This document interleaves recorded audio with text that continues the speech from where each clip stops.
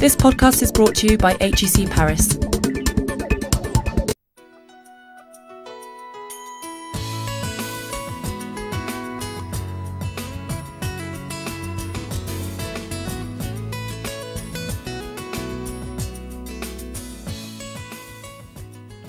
Monsieur le professeur, madame, chers collègues, chers élèves, il est des moments forts dans la vie de toute institution. Et c'est à un de ces moments que nous allons assister aujourd'hui en accueillant monsieur Jean Mallory, qui nous fait le grand honneur d'avoir accepté de délivrer, en introduction au séminaire inaugural des nouveaux élèves d'HEC, une conférence sur la sagesse des peuples du Grand Nord, un recours pour notre planète menacée. À l'issue de cette conférence, HEC lui remettra le titre de professeur honoris causa du groupe HEC.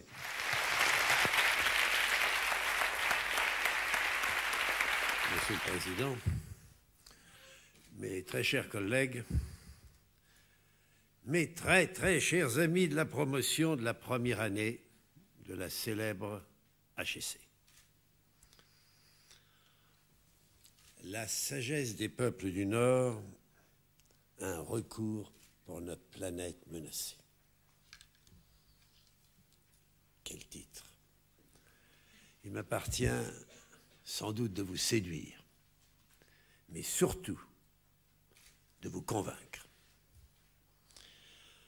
Le pittoresque du primitif, je l'ai vécu. J'ai été en effet sur la piste blanche par de très basse température, moins 40 degrés, dans le blizzard. Le quotidien, c'était la viande crue. Nous couchions corps contre corps dans des igloos de neige. Le péril, la mort parfois, c'est les Esquimaux. Mais ce n'est sans doute pas cette exotique que vous attendez de cette rencontre. J'ai l'ambition, peut-être excessive, d'aller un peu plus loin de ce que j'ai vécu. Et que j'ai vécu face et au sein d'une société qui ignore, pour ne pas dire méprise, l'argent.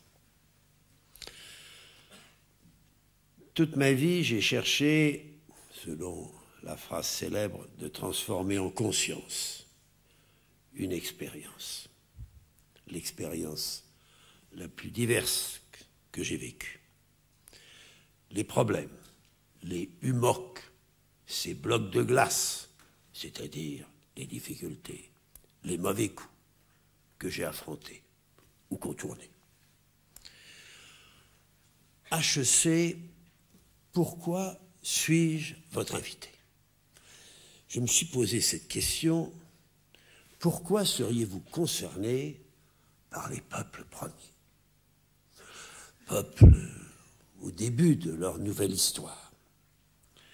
Cette illustre école commerciale s'honore en s'interrogeant sur ce grand défi de l'histoire moderne, notre dialogue avec ces peuples qui ont une autre civilisation, une autre finalité, et qui sont peut-être le levain de l'humanité qui se construit et qui avance. Des peuples émergents. Et comme vous avez raison, Monsieur le Président, de vous interroger sur ces peuples, car enfin, c'est l'Alaska, la grande réserve pétrolière et minière des États-Unis d'Amérique. C'est le Canada du Nord qui couvre 40% de ce grand pays fédéral, le Canada. C'est le Groenland, la deuxième île du monde. C'est la mer Arctique, le pôle, qui est le berceau de tous nos climats. Et enfin, par-delà la Scandinavie du Nord, c'est l'immense et mystérieuse Sibérie, cette Russie qui se construit et qui s'affirme. Je pense donc qu'il était nécessaire pour vous, entrepreneurs, gestionnaires, d'être concerné par ce dialogue qui inévitablement va s'établir entre vous et ces hommes. Car enfin, ces jeunes premiers ministres, dont j'ai été pour beaucoup le conseiller, Nunavut, Nunavik, dans les régions de l'Alaska, le Groenland, le jeune Premier ministre du Groenland, ces personnalités sibériennes, qui vont-elles rencontrer? Qui souhaitent-ils rencontrer? Ce n'est pas l'anthropologue, ce n'est pas l'homme d'église, c'est l'homme d'affaires. Ce qui les concerne, c'est le contrat.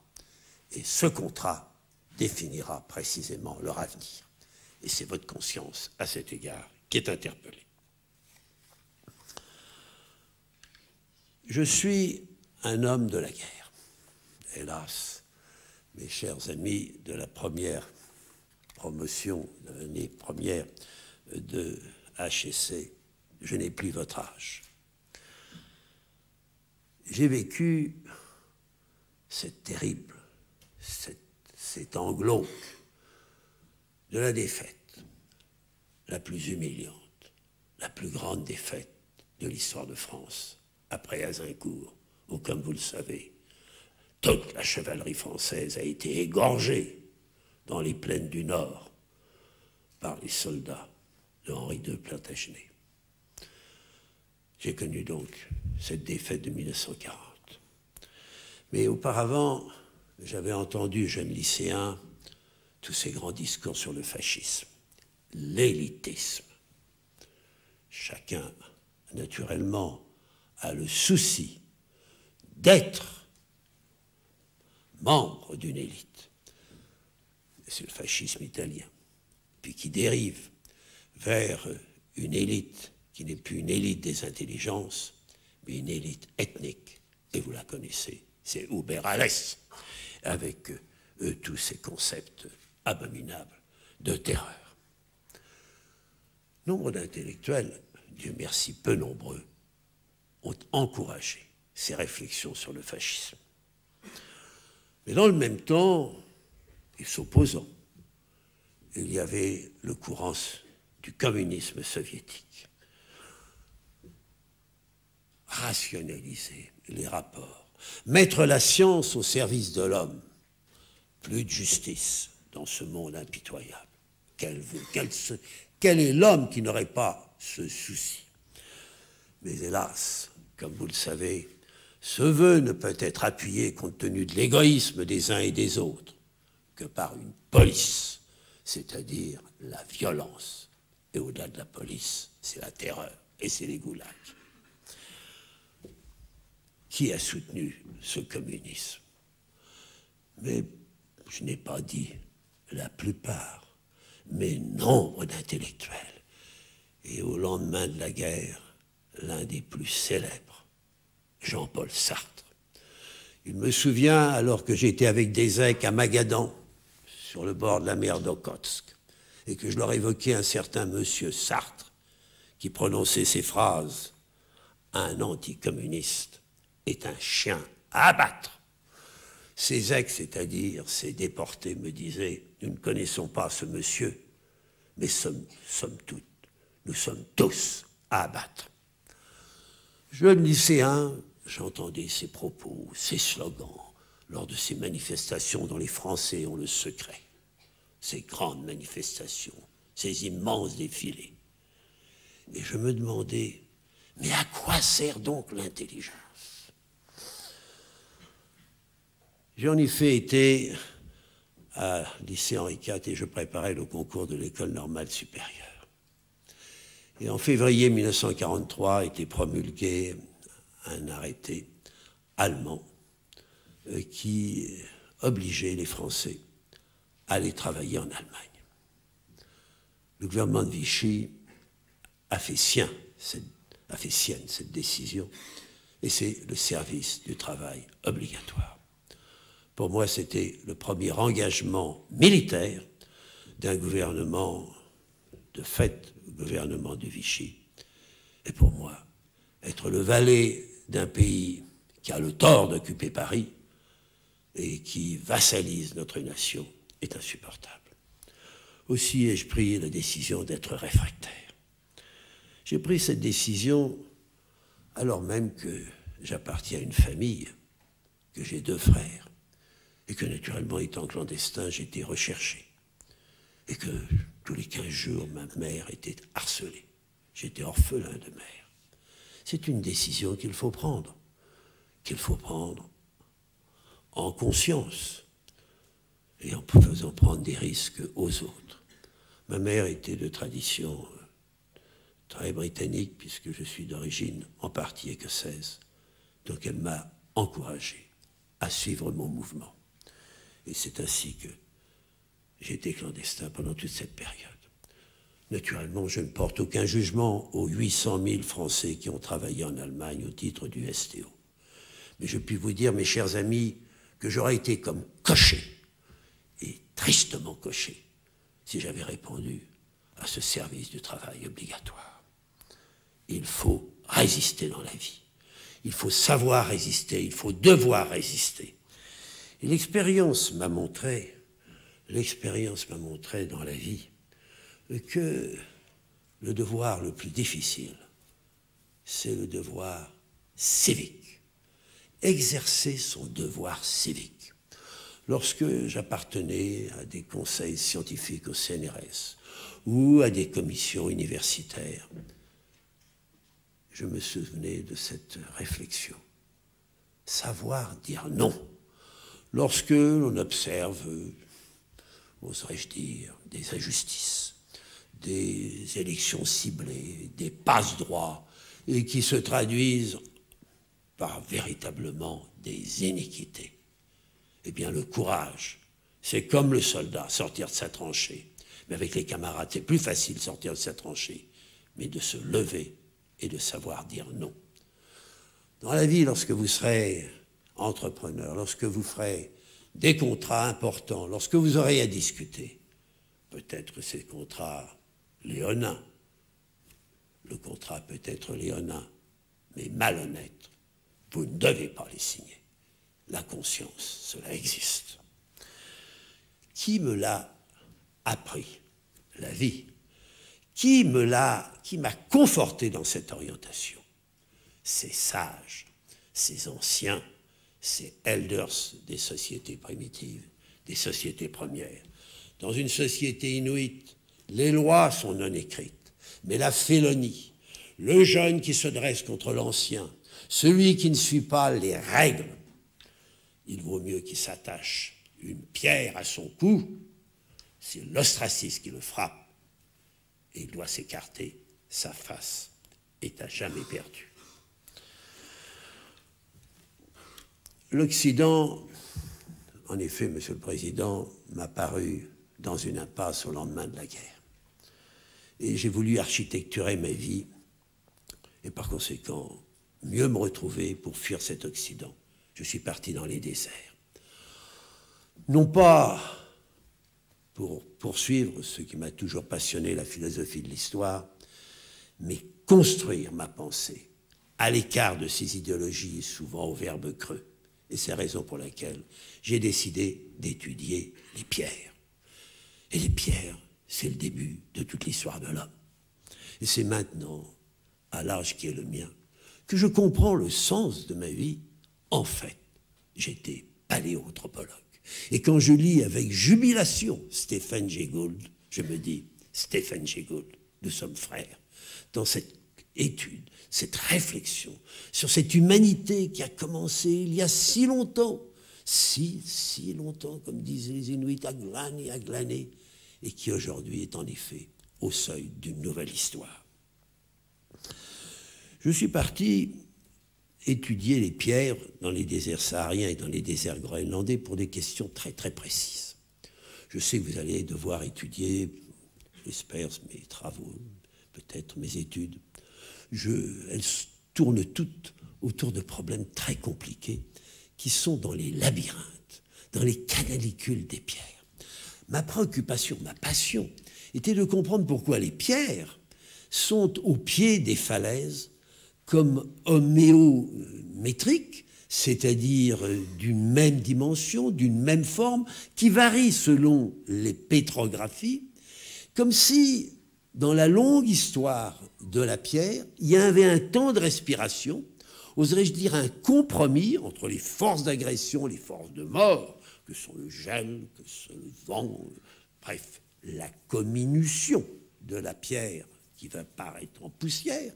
Et il y a un temps de respiration de cette pierre qui est tombée du haut de la falaise et qui constitue dans des amas les éboulis.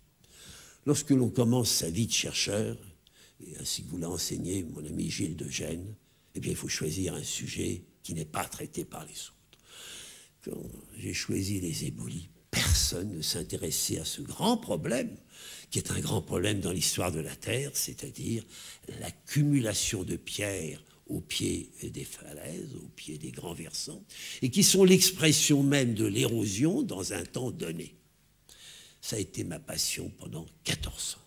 C'est non seulement observer, mesurer, mettre des thermomètres dans les roches, mais ensuite, en tant que géocryologue, car je m'intéresse particulièrement aux régions froides, les régions sahariennes n'étant que des régions de vérification de ce que j'observais dans le Grand Nord, j'observais donc dans le Grand Nord, c'est un géocryologue, le comportement de ces pierres au gel. Ainsi se poursuivait ma vie. Et j'étais dans le haut du Hogar, près d'un mont Tahat, avec 2 chameliers touaregs, car déjà je me retrouvais solitaire, car je suis d'une âme vraiment solitaire, avec ces 2 compagnons, un touareg et un ratine. Lorsque soudain est apparu l'horizon, un méhari qui, à grand galop, s'approchait de nous. Puis il m'a tendu un télégramme. Il arrivait de Copenhague. Mission Mallory, Tulé, acceptée. Tulé va être au centre de ma vie. Tulé, c'est la capitale des Hyperboréens. Et je voulais absolument aller dans ce haut lieu qui est habité par la population la plus au nord du monde, au nord du Groenland. Je le voulais, alors même que ce pays était totalement fermé. Exceptionnellement, l'autorisation m'en était donnée. C'était une mission CNRS. J'avais quitté les missions Paul-Émile Victor pour la simple raison, c'est que ces missions avaient été définies par l'Académie des sciences. Quelquefois, on peut être membre d'une grande académie et ne pas toujours voir droit et voir juste. L'Académie des sciences avait décidé que les recherches polaires françaises dans l'Arctique et dans l'Antarctique devaient être parallèles. Et comme dans l'Antarctique, il n'y a pas d'hommes, eh bien les recherches dans l'Arctique ne devaient pas s'intéresser aux hommes. J'ai pensé avec mon maître de Marton que cette disposition était véritablement, non seulement illogique, mais véritablement très sotte. Et c'est ce qui fait que je me suis détaché de ce grand organisme et je suis revenu à mon corps d'origine, le CNRS. Mais le CNRS est une institution que nous savons, hélas, avoir empirée, très, très bureaucratique. Et lorsque la mission de Tulé a été décidée, pour un homme seul, les crédits ne devaient parvenir, selon la tradition de cette maison, que 6 mois plus tard. Mais j'avais le sentiment qu'à Tulé, de grands événements allaient se produire, qu'il était urgent de m'y rendre. Ce qui fait que le 1er juillet, j'étais en route pour Tulé, seul, sans crédit, les crédits du CNRS n'étant pas décernés, sans possibilité qu'il me soit adressé, car la monnaie était locale, sans équipement hivernal et sans vivre. C'est ainsi qu'a commencé ma vie à Tulé. Vous allez être chargé, probablement, de vous réfléchir sur des problèmes de développement. Comment se passe une relation d'un homme seul qui est sur une plage arctique face à des hommes, des Inuits, au visage d'Asiates, assez ironiques, et qui se pose la question, mais que vient-il faire? Il commence à me poser la question, où sont les autres? Je me tourne, je dis voilà, je suis seul, et je serai seul avec vous. Ce peuple est pragmatique. Au bout de quelques semaines, ils se sont posé la question, à quoi pourra-t-il bien nous servir? Ils étaient 302, 70 familles réparties sur 500 kilomètres. Il fait plus 5, plus 7 degrés, nous sommes au mois d'août. Et la température va tomber jusqu'à moins 50 degrés, et il y aura 3 mois de nuit totale. Au fil des rencontres, et j'apprends la langue, je commence à apprendre à conduire mes chiens, car je dois être comme eux, si je veux être respecté par eux. Je vis seul, tout en partageant leur vie lorsque je me déplace. Je comprends qu'ils ont un grand problème, c'est leur renouvellement démographique. Ils progressent très peu. Il y a beaucoup de couples stériles, et ça les inquiète. Ça les inquiète car il n'y a pas de renouvellement. Le groupe est totalement isolé. C'est le groupe l'Isola, le plus au nord du monde. Et peu à peu, je leur fais comprendre que je serai leur secrétaire, que je me mettrai à leur service pour tenter de comprendre ce problème, c'est-à-dire de faire leur généalogie, d'établir les structures parentales. C'est ainsi que tout l'hiver, accompagné de mon célèbre compagnon, aujourd'hui célèbre, mais hélas, au pays des paradis inuits, Gotekittok, nous sommes allés sur 500 km, d'igloo en igloo, interrogeant chaque homme, chaque femme, sur son père, son grand-père, les cousins croisés. Et c'est ainsi que peu à peu, j'ai pu dresser une généalogie qui a établi, après de nombreux travaux faits en compagnie avec Alfred Sauvy, un grand généticien, que ce groupe avait instinctivement établi une règle, celle d'éviter tout mariage au-dessous du 5e degré. C'est-à-dire d'éviter les risques de la consanguinité qui déjà créaient ce péril. Je précise que les données démographiques sont singulières. Les femmes, très marquées par l'environnement géographique, connaissent l'aménorrhée hivernale, c'est-à-dire n'ont pas de règles l'hiver. Donc tout leur système hormonal est différent. Il en est de même pour l'homme, dont la vie sexuelle est liée au soleil, à son absence ou sa présence. Par ailleurs, l'intervalle intergénésique est de 32 mois, dû probablement à l'allaitement, mais ce n'est pas la seule raison. Et enfin, l'espérance moyenne de vie, compte tenu de la mortalité infantile, est de 22 ans pour les femmes, 27 ans pour les hommes. Telle est la réalité.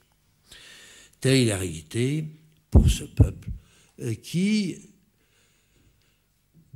parce qu'il est intégré dans cet univers sévère, cruel, où il n'y a pas d'arbres, pas de végétation, que de la glace, de la neige. Ce peuple connaît une pensée, une physiologie naturelle. Natura naturans, l'homme naturé. Je vous ai évoqué les femmes, il en est de l'homme. Et au fil de notre réflexion, nous verrons combien leur mental, leur spiritualité est dominée par cette intégration avec la nature.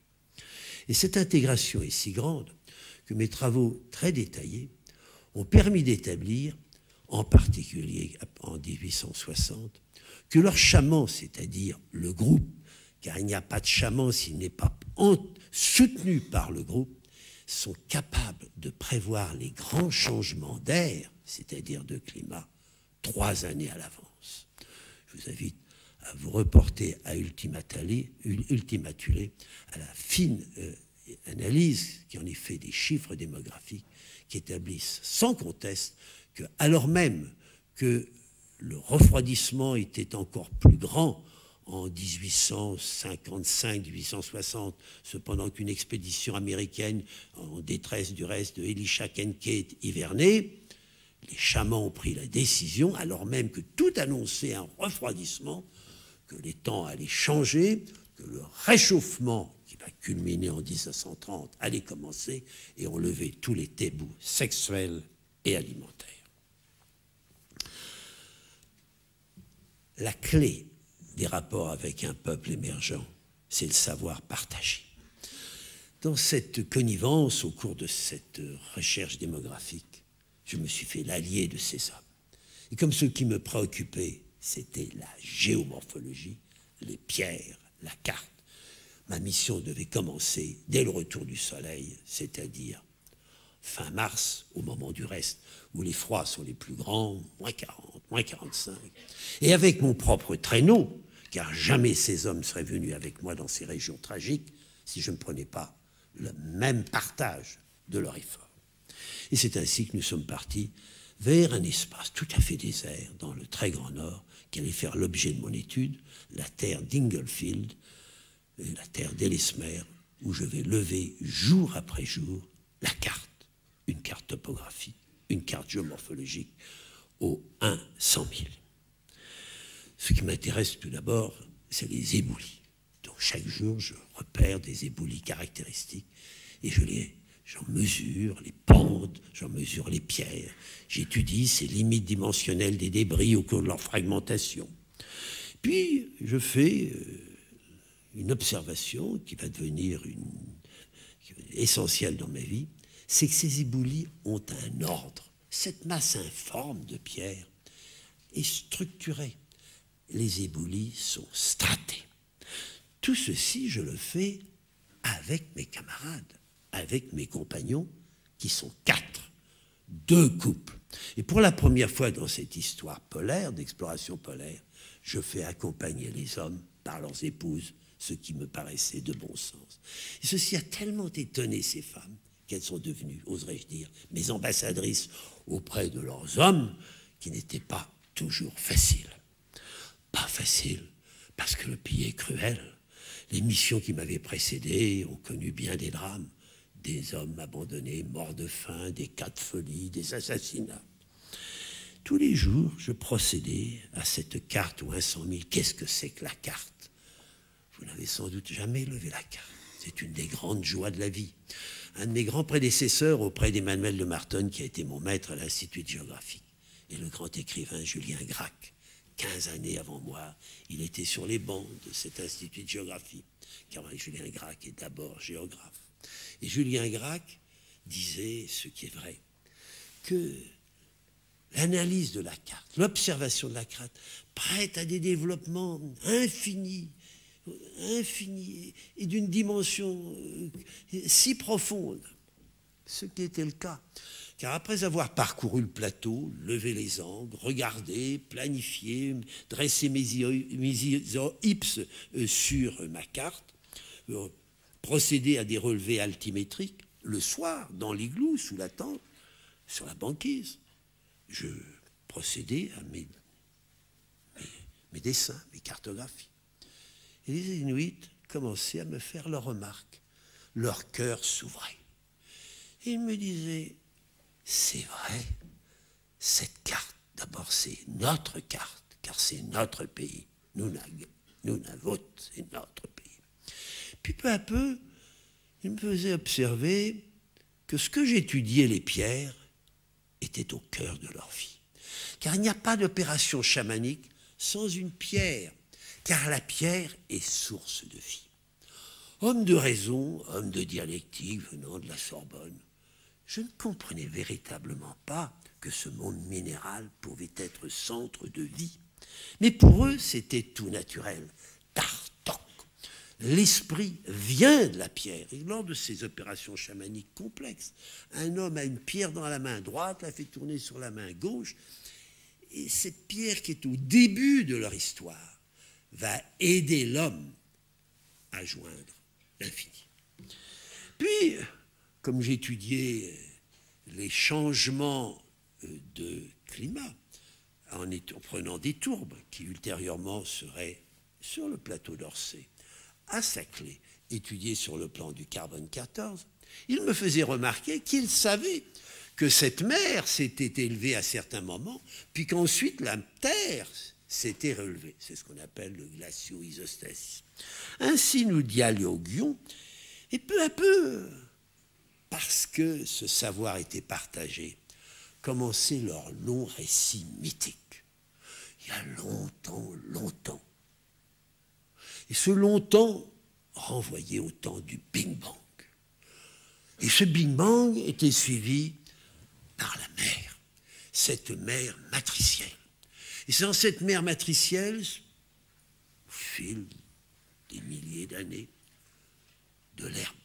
Cette herbe va être habitée par peut-être des minéraux. Elle va se transformer en pierre, en socle de pierre. Et c'est ainsi que la terre commence. Puis, des nains vont surgir, quadrupèdes, quelquefois avec des queues poilues. Puis, ils vont se redresser. Et enfin, cet homme, cet Homo erectus, ayant appris à vivre de l'ours, sera leur aïeul, à eux, Inuit. Voilà des hommes qui, visuellement, me relataient ce qui s'était passé il y a des millions d'années. Il n'y a pas de mythe qui ne renvoie à ce temps long, très très long, que l'on appelle en histoire brodélienne le temps long. Et je rappelais souvent à Fernand Braudel, mon cher président, puisqu'il présidait les hautes études, votre temps très long est un peu court par rapport à mon temps géologique qui renvoie à des millions d'années. Et c'est ces hommes qui peu à peu m'ont introduit à la paléoanthropologie. Mais dans la paléoanthropologie, m'ont introduit à non pas l'observation de structures telles que je les ai vues dans les éboulis stratés, structures multiples, mais des structures emboîtées, tout le monde étant structuré.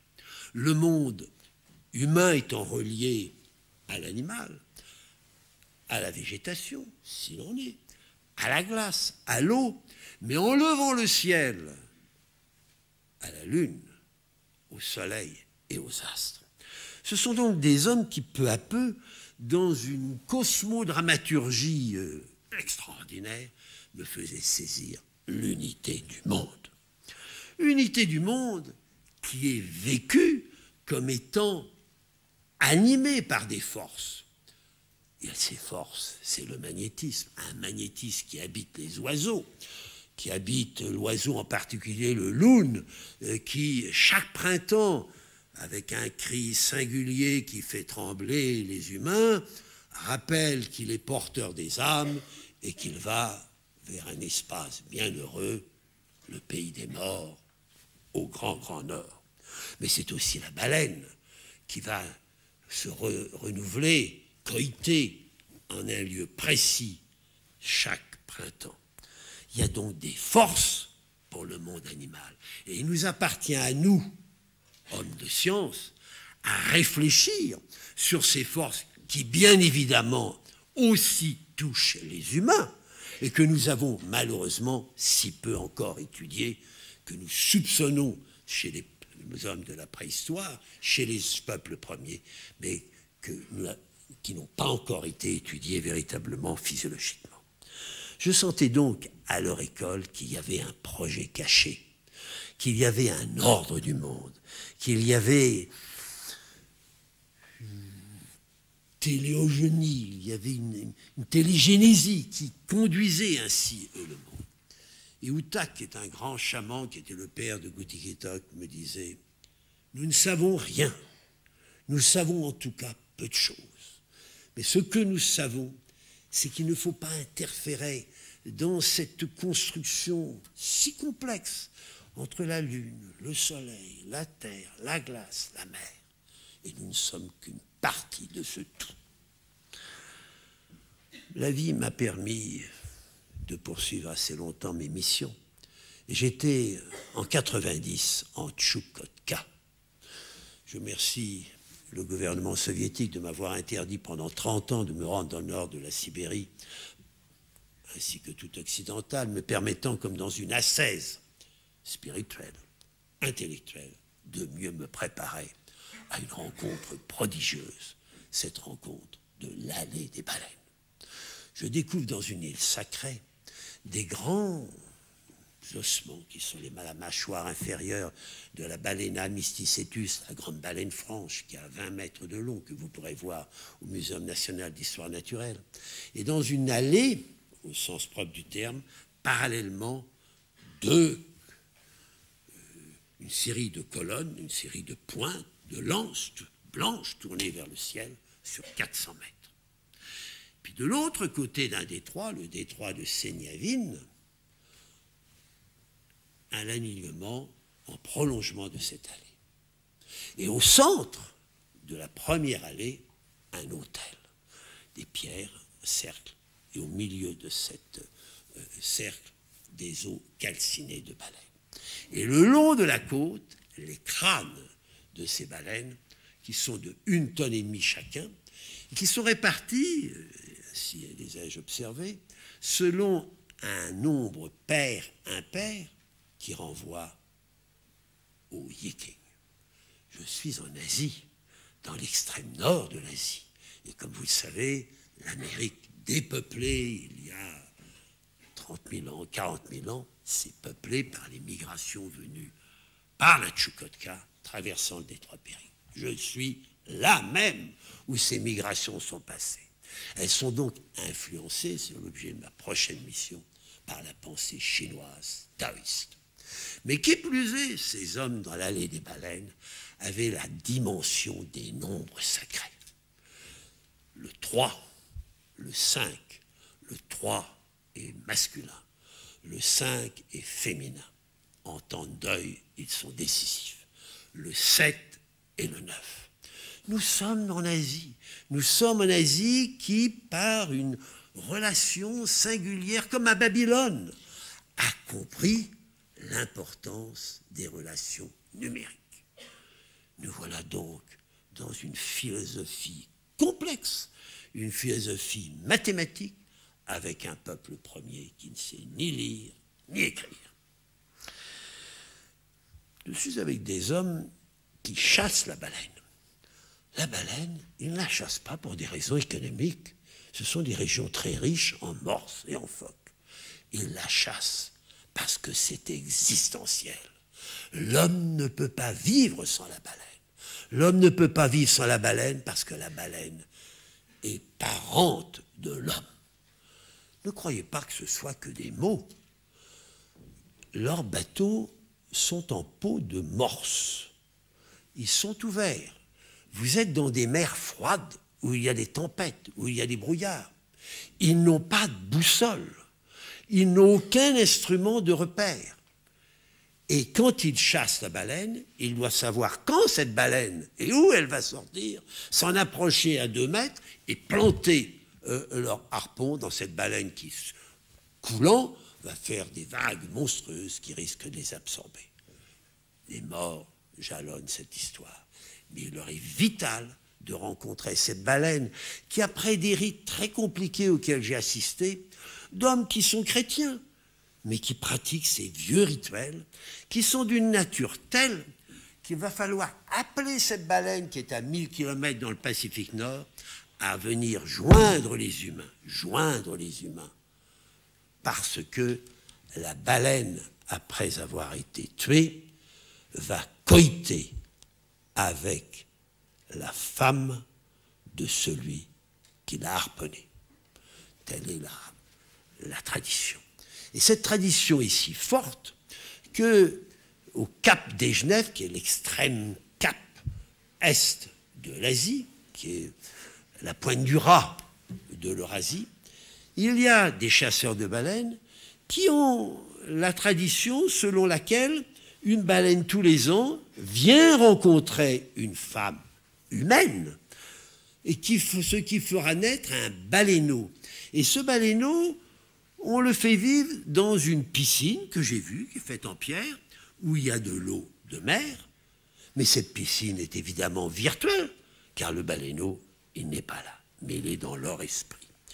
Nous sommes dans des sociétés d'une extraordinaire complexité, d'une complexité si grande qu'elle renvoie à une autre humanité, à un autre, pour employer un terme savant, cognitif. Je pense que j'ai vécu avec des hommes d'une autre pensée que les nôtres, qui nous renvoient à ces temps mégalithiques, ou à Karnak, ou à Stonehenge. On avait des connaissances immédiates de la haute physique. Vous savez qu'à Stonehenge, on ne peut toujours pas comprendre un certain nombre de dispositions vis-à-vis des astres, et qui sont des civilisations, disons, hypersensorialisées, qui communiquent comme intuitivement avec ce double qui est la nature. Pour ajouter à la complexité de cette société au sein de laquelle j'ai vécu, en Tchoukotka, ces chasseurs de baleines, à l'allée des baleines, sont des hommes, des gourous, des chamans qui pratiquent dans leur chamanisme l'homosexualité. Une homosexualité est-elle platonicienne, est-elle active? Je n'en sais rien. Mais elle est au cœur de leur pensée. Pensée qui a été très mal explorée dans la période chrétienne. Rien n'était pire que de s'approcher de tels concepts. Et dans la période soviétique, qui se voulait puritaine, il en était de même. Ce qui fait que ces questions sont très mal connues.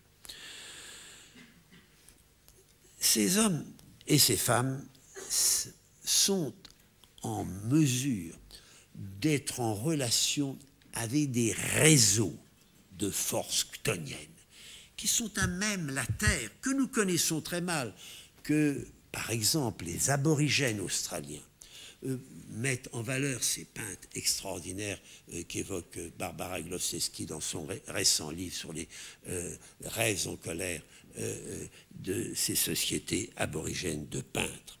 Il y a là toute une relation, comment dirais-je, comme familiale entre l'homme et la Terre. C'est ce qui fait que j'enseigne aux hautes études depuis 30 ans l'anthropogéographie. Cette anthropogéographie, je l'ai apprise chez les peuples premiers, en levant la carte, en étudiant la géocryologie, en la vérifiant dans un laboratoire de la station du froid. Mais je l'ai retrouvée lorsque j'étais à Mayence, en me replongeant dans ces maîtres que nous oublions. Nous avons eu une histoire difficile, pour ne pas dire dramatique, pour ne pas dire affreuse, avec ce peuple d'outre-Rhin. Mais nous oublions tout de même qu'ils sont porteurs d'une immense civilisation. Et avant cette affreuse première grande guerre, il était de règle en France d'étudier Nietzsche, d'étudier les grands philosophes allemands. Aujourd'hui, nous ne savons plus la langue allemande. Nous ne les lisons plus.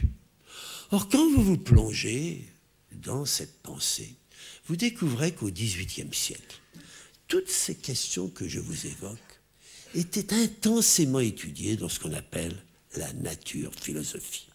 Le livre de la nature révèle des principes obscurs, le ciel, la nuit, l'horloge céleste, la nuit, celle que j'ai découverte sur mon traîneau, cette nef ouverte sur le ciel, cependant que j'entends cette pulsation de la terre à travers la banquise, cette nuit chtonienne, cette nuit habitée, cette nuit exprimée par les poètes, cette nuit porteuse de la vérité éternelle. Eh bien, ce magnétisme animal, ce magnétisme humain, c'est l'expression même de l'énergie de la nature, ce que les philosophes allemands appellent la Naturgeist, l'esprit de la matière.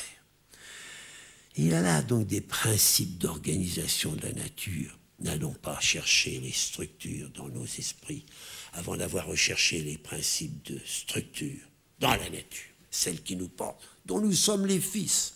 Il y a une harmonie cachée, il y a une finalité naturelle, il y a un devenir cosmique dans une cosmodramaturgie.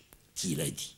D'abord le grand mystique Jacob Böhm, qu'Alexandre Coiré a si superbement étudié aux hautes études, puis ce grand Franz von Baader, et puis ce génie Prokop Divish, un prêtre morave qui a découvert à travers l'électricité le paratonnerre et qui a écrit des phrases admirables sur cette relation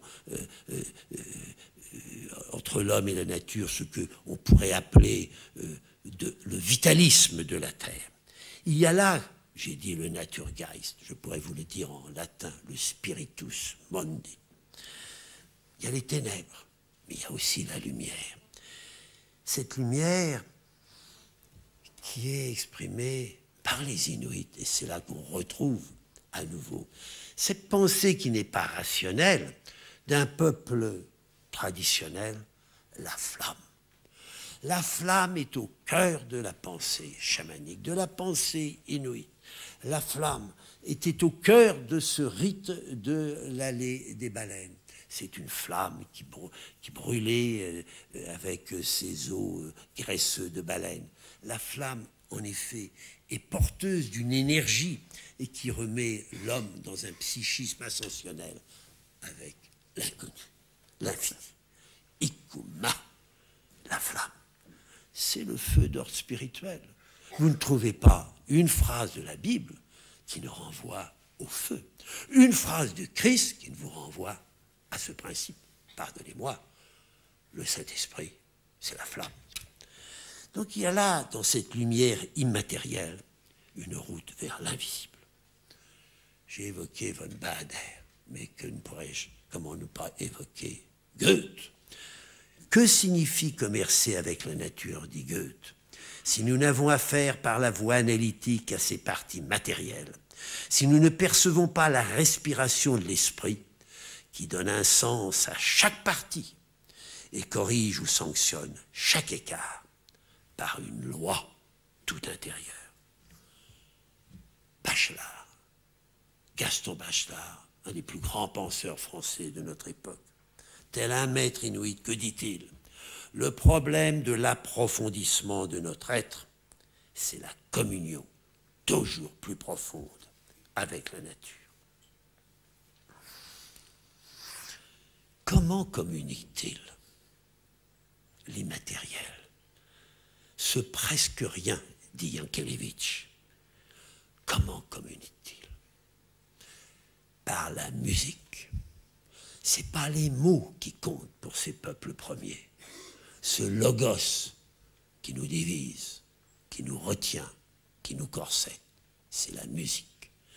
Ce qui compte, dit Glenn Gould, le grand interprète de Bach, de Beethoven, ce qui compte pour tenter d'atteindre cet immatériel, cet indicible, à travers la musique, c'est tant chez le créateur, l'interprète, que chez l'auditeur, c'est ce qui passe entre les notes.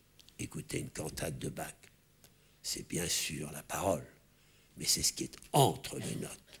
Ces notes qui par moments nous montrent Bach apaisé dans sa confiance dans l'Éternel, dans Jésus. Et puis le doute le reprend, un doute profond, un désespoir, puis il est repris par son énergie. Tout ceci, c'est la poésie. Cette poésie qu'on oublie dans les sciences sociales. Est-ce possible de faire des sciences sociales en écartant la poésie, la musique? Parce que c'est de la sensibilité.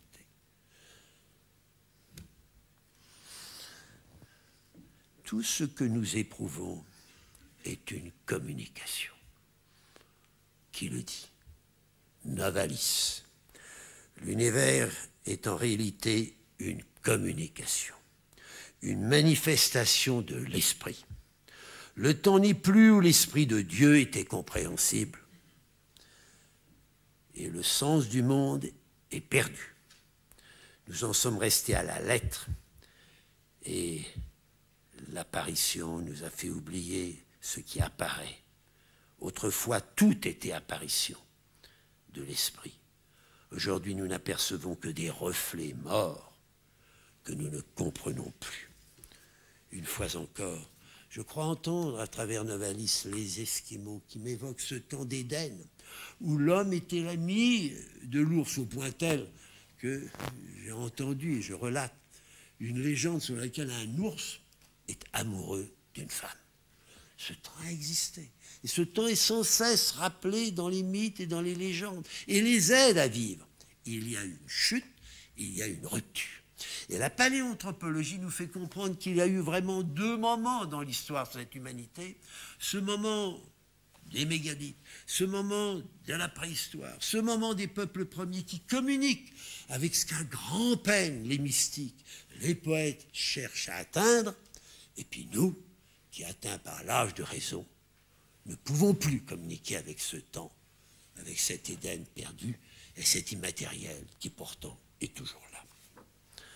Quand je reviens en Occident, de ces grandes latitudes portées par cet imaginaire, portées par cette poésie mystique de ces hommes, je suis tout à fait affligé par le positivisme qui nous habite.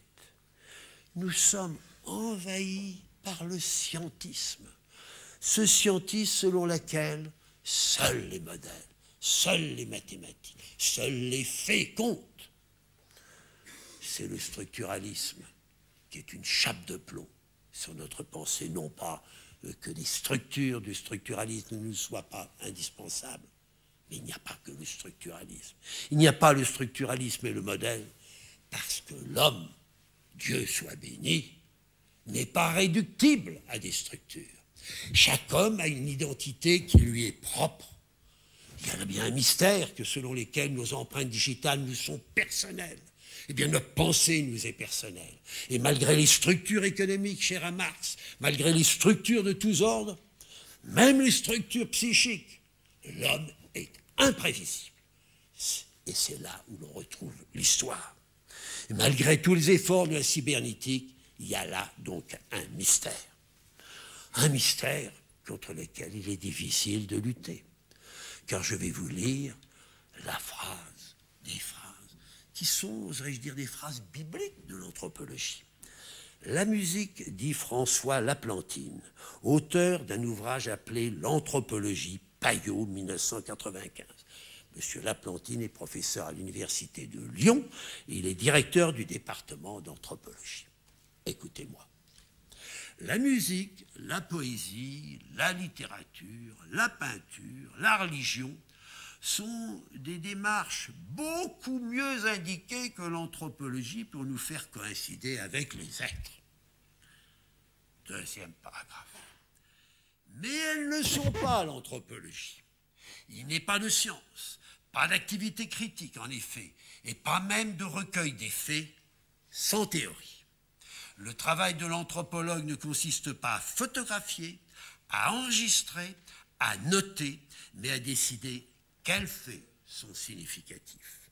Autrement dit, c'est une activité résolument théorique de construction d'un objet qui n'existe pas dans la réalité, mais qui ne peut être entrepris qu'à partir de l'observation d'une réalité que l'on a soi-même effectuée. Conclusion, allez-le-moi. L'anthropologie sera théoricienne ou ne sera pas. Ce n'est pas dans un tel esprit que je peux poursuivre. Si j'ai été dans la mouvance de Lucien Febvre, c'est que je suis convaincu que ce scientisme qui est limitateur, qui est autoritaire et qui, comme le dit le président, risque d'être une idée unique, est mortifère. Qui le dit? Lucien Febvre. Et je le cite. Toute mon action a été dirigée, nous dit Febvre, le grand historien, avec les annales et la nouvelle école historique contre l'esprit de spécialité. J'ai dit non pas les sciences, ces combinaisons circonstancielles et locales d'éléments associés, souvent arbitrairement. Briser les cadres abstraits, aller droit aux problèmes réels que l'homme non spécialisé porte en lui, se pose pour lui-même et pour les autres en dehors de tout souci d'école. Tel est mon but, me dit Saint-Fèvre, et dès l'origine. L'unité, ajoute-t-il, de l'esprit humain, l'unité de l'inquiétude humaine, son angoisse devant l'inconnu, sera rendue sensible à tous. Cette unité que masque le pullulement des petites disciplines, jalouses de leur autonomie et se raccrochant désespérément, elles aussi, à une autarcie, aussi vaine dans le domaine intellectuel et aussi funeste que dans le domaine économique. En effet, et de la résistance. Elle n'est peut-être pas assez manifeste aujourd'hui. Et je voudrais vous donner des voix, il y a la mienne, mais je pourrais évoquer celle de mon grand ami aujourd'hui disparu, de Roger Bastide, qui, en étudiant le candomblé Baya, qui est toute une tradition en Brésil, de femmes qui sont capables d'en transe, de voir ce qui est caché aux autres. Ce n'est pas la morphologie sociale qui commande la religion ou qui l'explique, ainsi que veut le démontrer Émile Durkheim, mais au contraire, le mystique qui commande le social.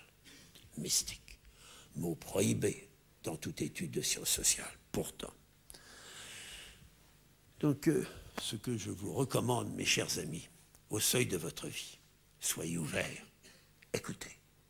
Ayez peur des intolérants, ayez peur de ceux qui vous disent « voilà la vérité ». Il n'y a qu'une vérité, suivez-la. Observez, encore et toujours. Soyez comme un Fabre lorsqu'il étudie ces insectes. Soyez comme un Claude Bernard dans son introduction à l'étude de la médecine expérimentale. Observez, toujours observez. Si vous n'en êtes pas convaincu lorsque vous serez malade et que vous serez entre les mains d'un spécialiste, commencez à vous méfier. Commencez à vous méfier, sinon la voie, comme vous le savez, la voie fatale, vous est réservée. Qu'est-ce que c'est que le corps humain? C'est un tout. Alors, il y a le généraliste. Et c'est la raison pour laquelle la médecine n'est pas une science. Et c'est si difficile. Se méfier des maîtres et de la scolastique. La nature est inconnue. Elle le reste. Et le cosmos, un mystère. L'homme est un inconnu pour lui-même. Je vous le dis, l'identité de chacun est irréductible. Qu'est-ce que dit Jay Gould au terme de sa vie, dans ses très beaux livres de paléanthropologie? Le foisonnement de la nature fait ma joie, dit Gould. Jay Gould. Je ne peux donner que quelques réponses définitives et sur de toutes petites questions. Je laisse les chimères de la certitude aux idéologues et aux prédicateurs. Ainsi va ma vie. À bord, très bas. Mais nous avançons à la russe. 10 pas en avant, 9 pas en arrière. Mais il y a tout de même un pas en avant. Mais je ne pourrai jamais oublier ma rencontre avec les Utku-Kiksar-Lormiut à Back River. Nous sommes en 1963. C'est l'extrême nord du Canada. Je suis conseiller du gouvernement fédéral qui ne sait vraiment pas quoi faire. Quelle politique suivre avec ces peuples du Nord? Wait and see, c'est vrai. Mais il se trouve que toute une population faunistique est en voie de disparition pour des raisons inconnues. Et ces populations souffrent. Elles souffrent, je les étudie chez les Netsilimiut. C'est la mort. C'est la mort. C'est l'euthanasie sociale qui est une tradition chez les Esquimaux, qui est une tradition cruelle. Les vieillards se laissent mourir pour ne pas être à charge. On ne garde plus les petites filles car il faut très vite un chasseur. Vieille tradition asiatique, comme en Chine. Je vais, viens, j'étudie, je fais rapport au gouvernement. Puis on me charge d'étudier un tout petit groupe de 25 hommes, les Utku-Kiksar-Lormiut, qui sont irréductibles. C'est le peuple arctique le plus au nord du monde, le plus isolé, le plus archaïque. Ils ne se chauffent pas. Ils vivent dans des îlots de neige et refusent d'être auprès des Blancs. Ils refusent de chasser le renard, ils refusent de vendre aux Blancs. Et pourtant, ils viennent de connaître une famine. Je suis donc chargé d'une mission confidentielle qui vise, en raison de ma familiarité, de l'ascendant que je peux avoir un peu sur ce peuple, de les pousser à se rapprocher d'un comptoir afin qu'ils n'aient pas une famine qui a frappé de 10% le groupe. Me voici dans une îlot de neige. Il fait moins 10, il ne se chauffe pas. Et ils mangent une truite, un poisson, toutes les 2 heures, cru naturellement. Ils se refusent à chasser le phoque car c'est un animal qui vient de la mer. Ce sont des hommes de la terre. Je suis là en train d'étudier, de relever tout ce qu'ils ont, leur temps de travail, combien ils sont, bref, de faire une enquête. Et soudain, mon voisin de couche, je suis tout à fait contre eux, dans une igloo de neige, il fait dehors moins 40, à Crétan, mon petit-fils porte son nom, me dit, petit blanc, tu viens de si loin pour nous poser des questions aussi médiocres. Peut-être que nous pensons. J'étais accompagné d'un gendarme de la police montée qui ont pensé que cette population sauvage pouvait être violente. Pour le mettre plus à l'aise, je le prends par le bras et je lui dis « Allons dehors, il fait froid. » Je lui dis « À quoi penses-tu » ? Mais à quoi tu ne penses pas du tout ? À la mort. Nous ne pensons qu'à ceux qui nous précèdent et qui nous guident, à ces esprits. Ils sont là. Et toute notre vie, c'est une pensée verticale. C'est vers l'au-delà. Et il me dit, tu ne sais peut-être pas non plus que je suis chrétien. Alors, pardonnez-moi, chrétien? Je dis oui. Le pasteur n'est pas là. Nous ne sommes pour pas lire et écrire, mais tu es condamné. Parce que tu es riche. Oui, tu as un sac de couchage, j'avais un sac de couchage. Puis tu as des moyens, nous sommes pauvres. Et nous avons appris, d'ailleurs mercredi soir, c'est-à-dire demain soir, tu vas nous écouter, l'un d'entre nous va lire, il sait lire, va lire les béatitudes, et tu vas les écouter. Tu le diras à tes frères les blancs. Beati pauperes. Et alors, nous devenons plus proches. Il me dit, nous ne comprenons pas très bien. Les Blancs sont vraiment sans sens commun. Ils se disent chrétiens, c'est canadien. Mais ils sont riches. Or, l'Évangile condamne les riches. C'est écrit, on l'a entendu. Et nous sommes pauvres, nous avons l'éternité. Alors le monde est ainsi fait que les riches se condamnent à être au service de nous pour nous aider un peu les pauvres, et eux se condamnent à la mort éternelle. Naturellement, ils ne parlent pas tout à fait de cette façon, mais c'est le sens. Puis, devenant plus proche de moi, il me dit, tout n'est pas clair. Nous lisons le credo, ils étaient de tendance calviniste. Dieu est tout-puissant, Dieu l'Éternel. Mais il y a Lucifer, il y a Satan. Alors Lucifer, prince des archanges, rebelle et déchu. Donc Dieu n'est pas tout-puissant. Et de rebelle et déchu, mais ceci veut dire que Dieu, en la création, a inventé le mal. Alors nous ne comprenons pas.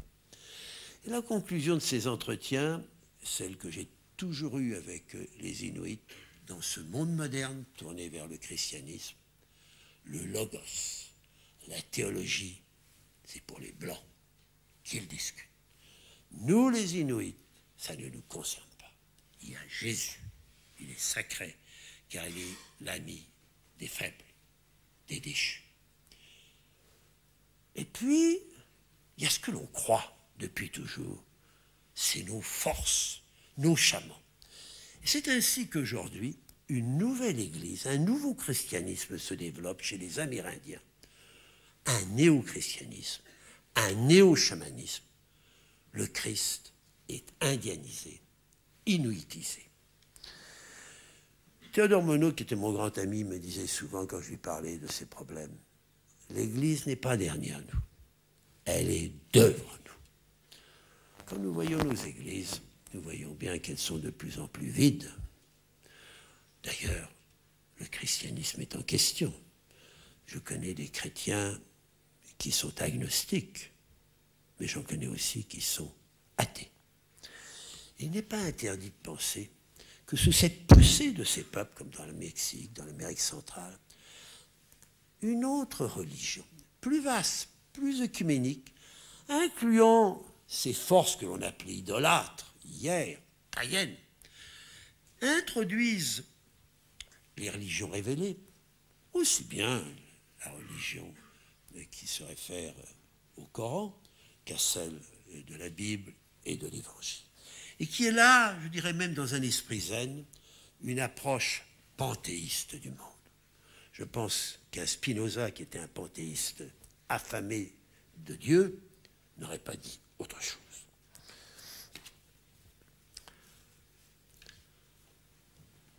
J'ai créé la collection Terre humaine dans des circonstances tout à fait extraordinaires.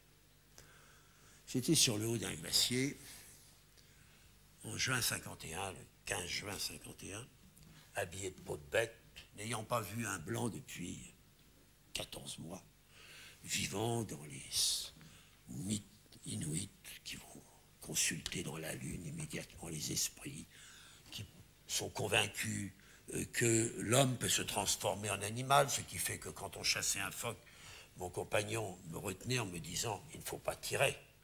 J'ai reconnu dans son œil celui de mon grand-père. C'est donc avec des hommes qui sont capables de transmutation extraordinaire. Et du haut de ce glacier, nous sommes 3 traîneaux, je reviens avec mes fossiles pour prendre le bateau annuel. Les Esquimaux me font marquer dans le ciel des tâches tout à fait extraordinaires. Pour moi, ce sont les Martiens. C'est US Air Force qui vient construire sa base nucléaire. Je suis là confronté à un des grands moments de ma vie. Je m'approche de ce grand champ qui est habité par 5000 hommes américains qui s'installent au cœur de cette population de 302 hommes sans demander l'autorisation et qui sont en train de construire une piste pour un avion nucléaire. Nous sommes au cœur de la guerre coréenne qui va mal pour les Alliés. En effet, c'est une péninsule, ils reculent, ça peut être une catastrophe. Et si ça devait être une catastrophe, le Pentagone était décidé d'envoyer une bombe atomique sur Moscou et Pékin. Je rencontre le général de l'US Air Force et il s'étonne, il me dit « Mais comment, vous êtes français, vous n'êtes pas autorisé à être sur ce territoire ultra secret ?» Mais j'étais habité par toutes ces pensées inuites, cet imaginaire de la matière, avec mes cheveux longs, habillé de peau bête. Je dis au général, mais mon général, qui vous a autorisé à être sur un territoire inuit? Il se retire et m'envoie quelques minutes après son aide de camp. You are released, vous êtes libre. J'ai réfléchi, qu'est-ce que je pouvais faire? Cette base était ultra secrète. Il y avait 3 Danois qui ne voulaient pas intervenir. En fait, cette opération était décidée de haut lieu par l'OTAN. Mais pour moi, elle était intolérable dans les principes même du mépris d'une minorité. J'ai donc réfléchi, et en effet, comme vous l'a dit votre président, un homme de science peut s'engager. J'ai donc décidé d'arrêter provisoirement pendant 1 an mes travaux et d'écrire pour témoigner.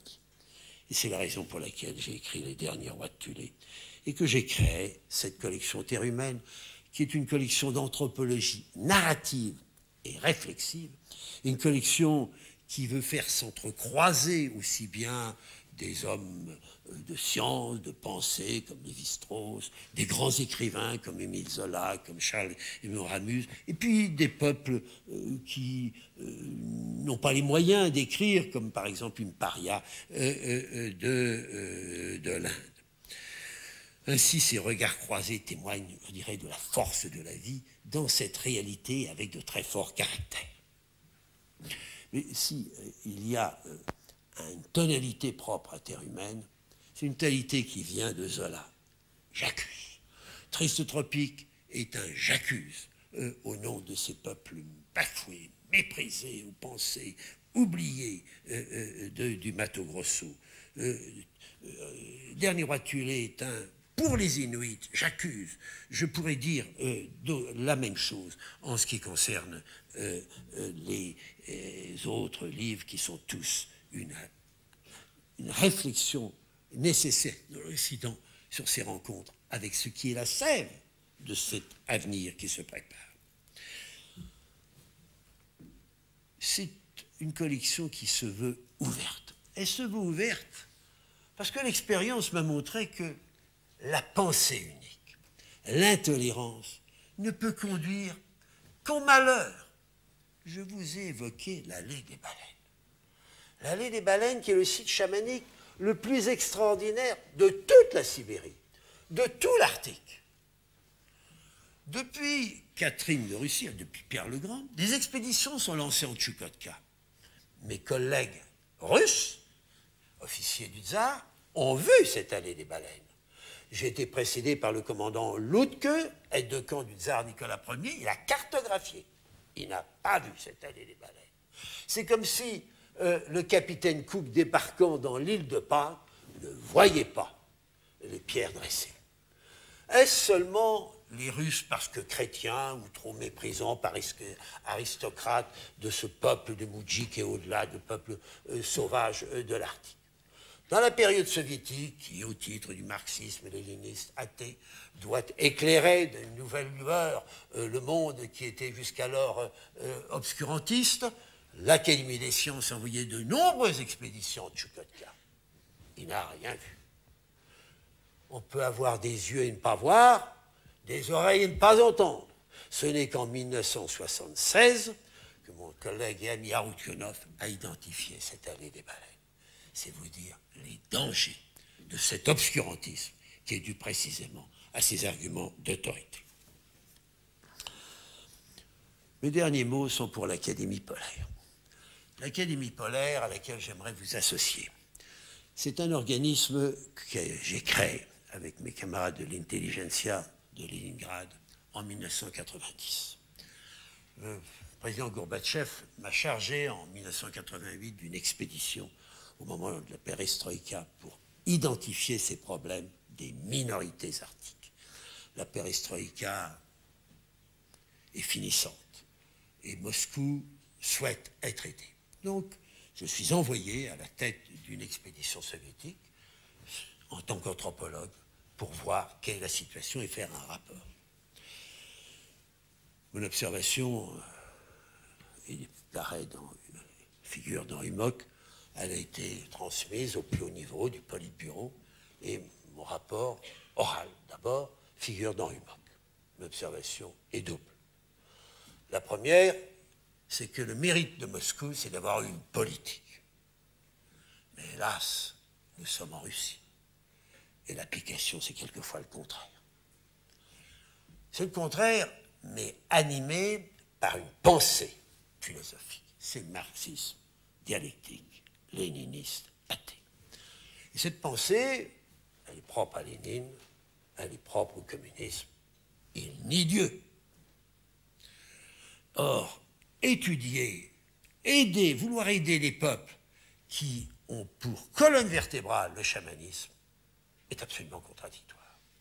Il y a là une impossibilité de mettre en relation cette doctrine marxiste-léniniste dialectique athée dans la mesure où ici il y a l'Académie des sciences et l'Institut d'ethnographie, ce que je leur ai fait valoir.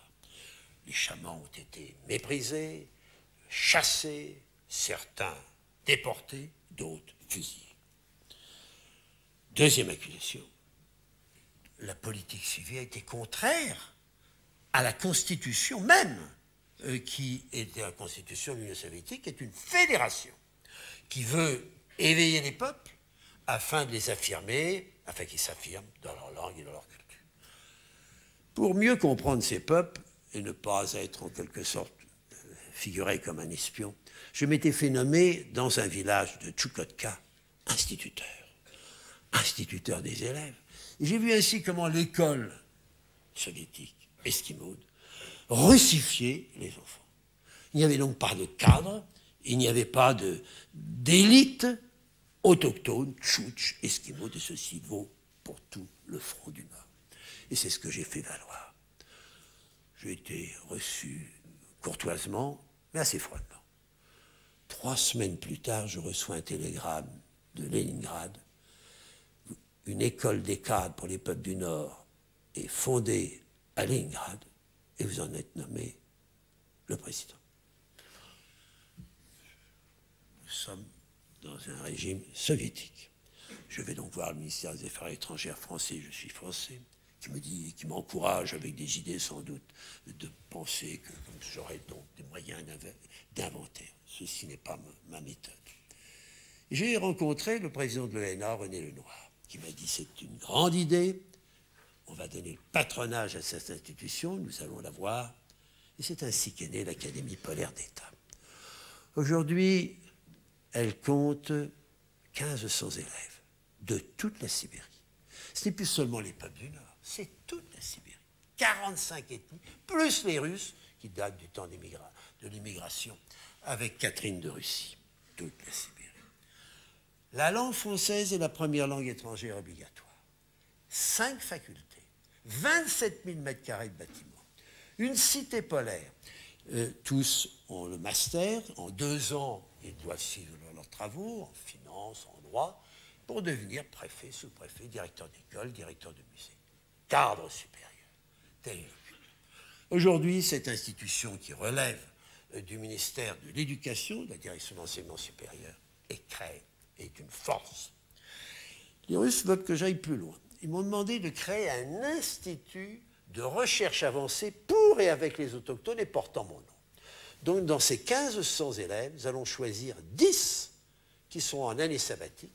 Et j'enverrai chaque année 2 personnalités, peut-être issues une de HEC, qui vivront parmi eux pendant 15 jours, une forte personnalité, un grand banquier, un grand réalisateur, une personnalité qui leur expliquera qui il est et adoptera l'un ou l'autre, ou l'un et l'autre. On prendra en quelque sorte tutelle, qui restera 1 mois en France, puis on le renverra, fera un mémoire, et ainsi vivra.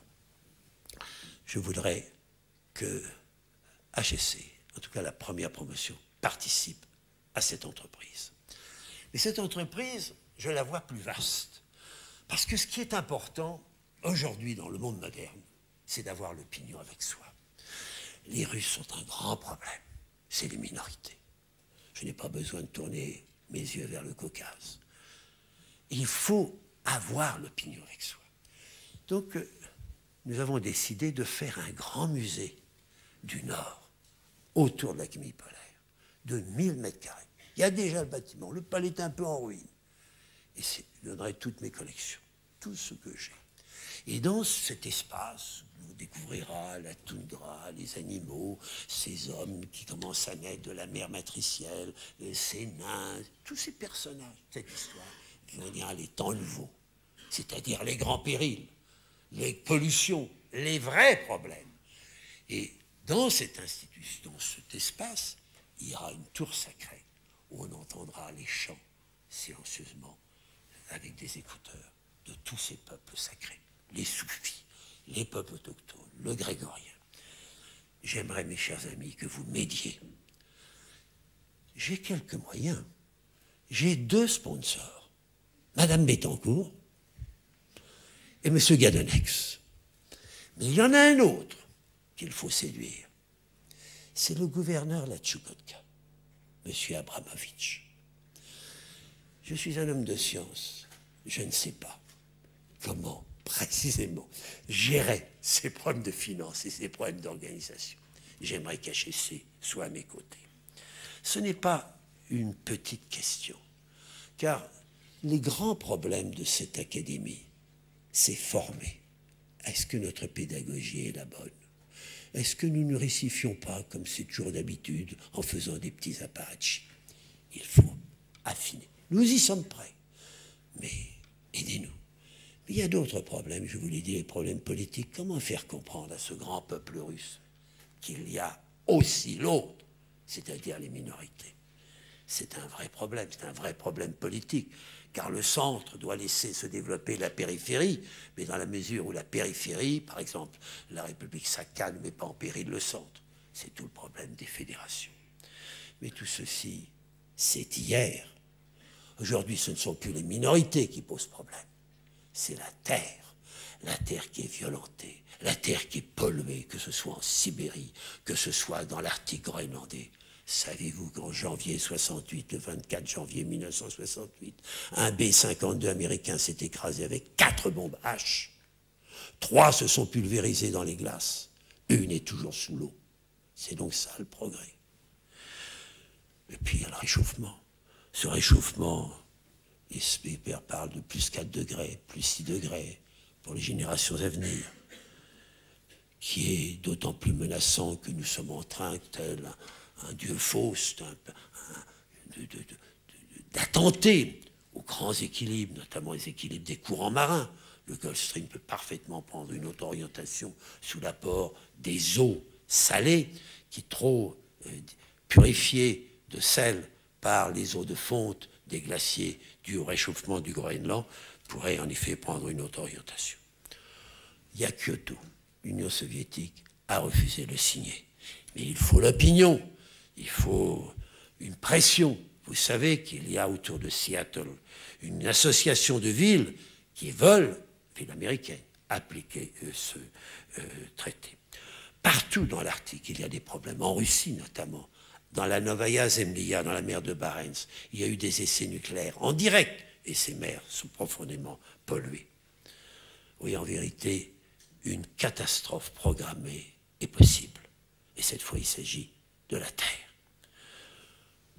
Vous avez l'exemple de la Nouvelle-Orléans, la plus grande puissance du monde, qui était parfaitement avertie que les digues étaient insuffisantes. Et vous en connaissez les conséquences.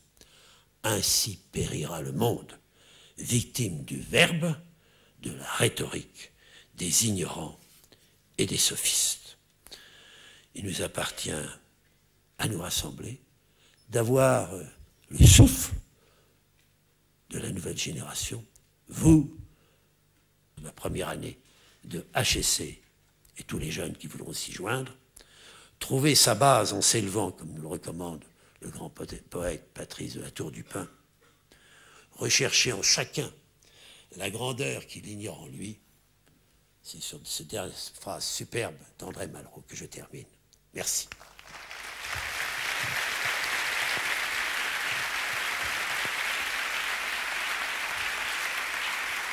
Professeur Jean Mallory, au nom du corps professoral du groupe HEC, par délégation du doyen de la faculté, j'ai l'immense honneur de vous décerner ce titre de professeur honoris causa du groupe HEC et de vous remettre également cette grande médaille de l'école HEC.